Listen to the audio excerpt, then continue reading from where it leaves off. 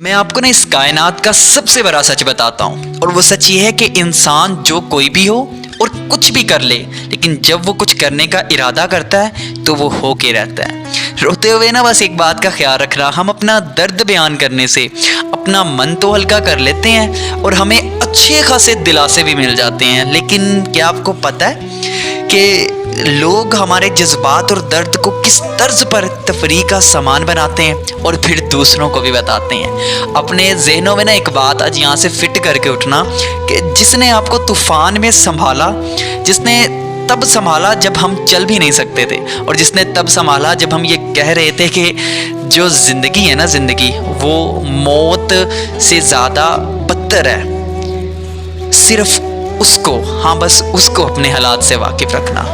और मैं समझता था, मैं नहीं, इस सेमिनार में मौजूद तकरीबन हर बंदा ये समझता है कि सबसे बुरी ज़िंदगी वो होती है जिसमें आप अकेले रह जाते हैं। सबसे बुरी ज़िंदगी जिसमें हम अकेले रह जाते हैं। लेकिन मैं आपको बताऊं, सबसे बुरी ज़िंदगी वो होती है कि जब आपके इर्द गिर्द के लोग आपको ये महसूस करवाएं कि आप अकेले हैं।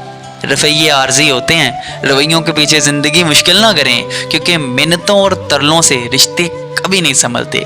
जो जाना चाहता है उन्हें जाने के लिए रास्ता दे दें। कोई भी शख्स दुनिया का आखिरी शख्स नहीं होता।